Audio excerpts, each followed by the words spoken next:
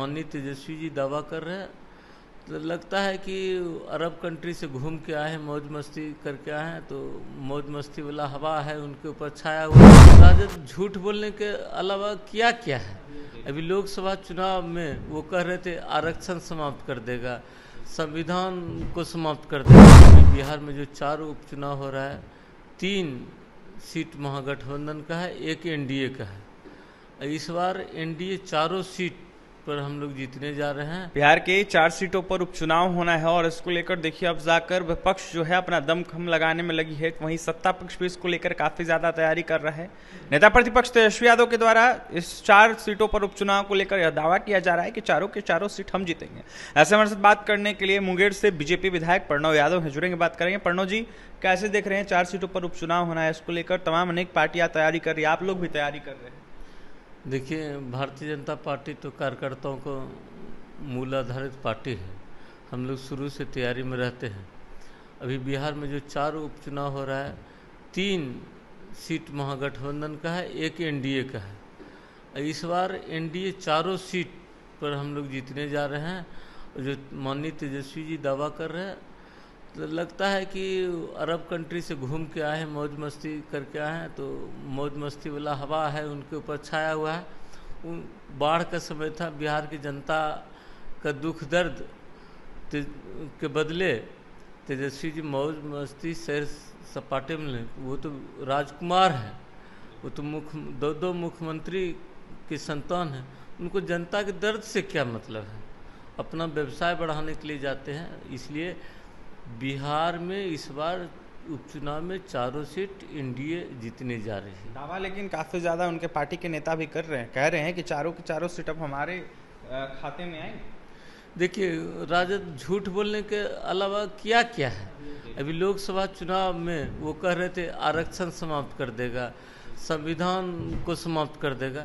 Bharatiya Janata party तो संविधान को बचाने की काम करती है, और ये लोग संविधान, जो कांग्रेस सबसे ज़्यादा भारतीय संविधान में छेड़छाड़ कांग्रेस अपने निजी हित के लिए किए हैं, और आज उनके साथ है।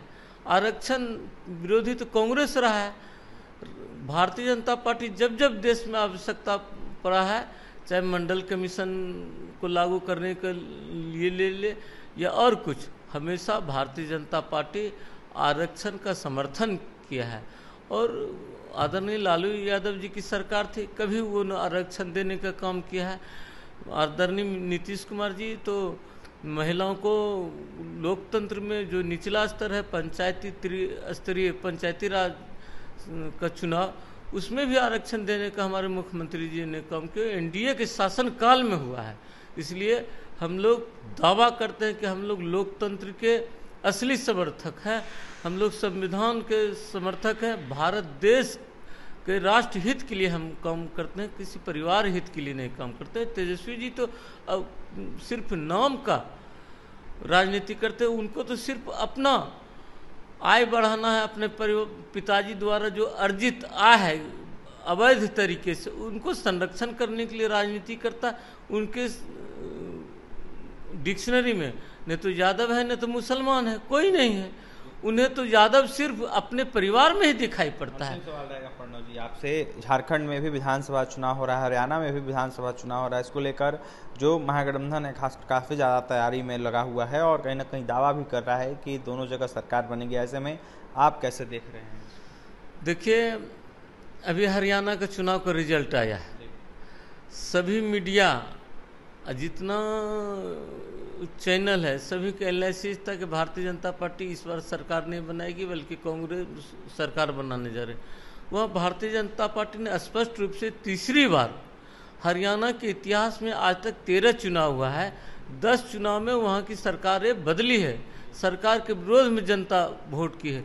लेकिन ये ऐतिहासिक हुआ, तीसरी बार लगातार किसी पार्टी का हरियाणा में सरकार बना, तो वह भारतीय जनता पार्टी के नेतृत्व में बना है। आदरणीय प्रधानमंत्री जी नरेंद्र मोदी जी के जो सबका साथ सबका विकास, उस पर भरोसा किया है। और आगामी चुनाव जो महाराष्ट्र और झारखंड का है, वह भारतीय जनता पार्टी की नीति की सरकार बनेगी, एनडीए की सरकार बनेगी, इसमें कोई किंतु परंतु नहीं है। इसलिए ये लोग रिजल्ट निकलने के पहले गदाल करते हैं, रिजल्ट निकलने के बाद हम लोग खुशियाँ मनाते हैं। देखिए, रिजल्ट निकलने के बाद हम लोग खुशियां मनाते हैं, ये लोग पहले ही कहीं ना कहीं अपनी बातें करते हैं, बातें रखते हैं। ऐसे में प्रणव यादव मुंगेर से विधायक है बीजेपी से, यह साफ कहते हुए नजर आया था कि जिस तरीके से हमने हरियाणा में चुनाव जीता, महाराष्ट्र और साथ ही झारखंड में जो विधानसभा का चुनाव हो रहा है उसमें भी जीतेंगे, और बिहार में चारों सीट उपचुनाव जिस तरीके से होंगे उसको लेकर जो है हम ही जीतेंगे। ऐसे में क्या कुछ कहते थे तेजस्वी यादव के बयानों को देखते हुए प्रणव यादव आपने सुना है। और भी तमाम खबरों के लिए बने रहे हमारे साथ। बहुत बहुत धन्यवाद।